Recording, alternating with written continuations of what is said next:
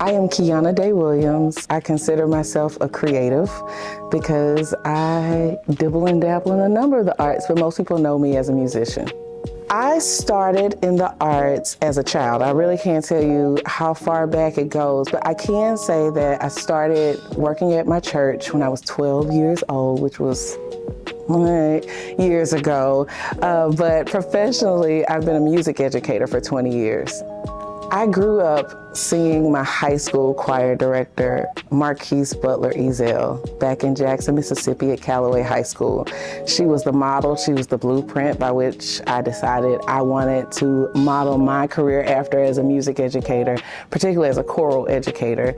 I also had other choir teachers and music teachers prior to her, my piano teacher, my middle school teacher, but Miss Ezel she's the blueprint for me.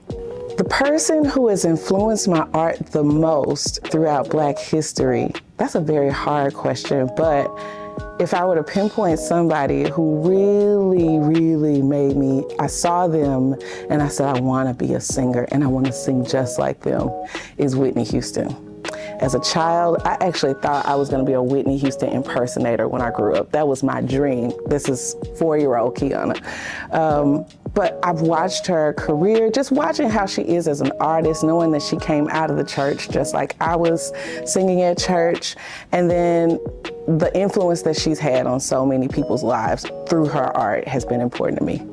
I'd like to think that I get to play a role in showing people what Black people can do. Also, I work with children through my role as Associate Director of School and Educator Engagement with Houston Grand Opera. I go into different school communities with, now we're making such a focus on reaching students in low socioeconomic populations, giving them the opportunity to learn of the things that maybe some raw untapped talent that they didn't know they had, and to see that there's a life for them outside of their community, within their community, but even where they can take their art outside of the community, use art to take themselves outside of it. So I like to think of myself kind of as a conduit of moving, of inspiring our future generations to be a part of Black history as well. I would love for my legacy to be for people to, first of all, remember me as a person who was authentic, always being myself. Once you meet Kiana, you've met Kiana in whatever setting you've been in.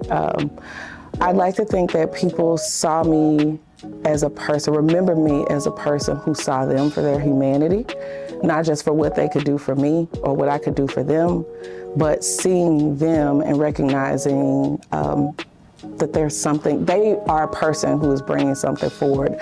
I like to hope that they can be inspiration for people. People can see my life, the life I've lived, and I've lived some life in these 40 years, but the life I've lived can be inspiration for some to see that you can reinvent yourself over and over again in the field that you're passionate in the way that you're passionate in, and you can also show empathy at every turn and every opportunity, and from a spiritual standpoint, to be the salt of the earth, to not always, sometimes it's called for to pull out scripture, but sometimes you have to live the scripture and be the scripture, because you are the only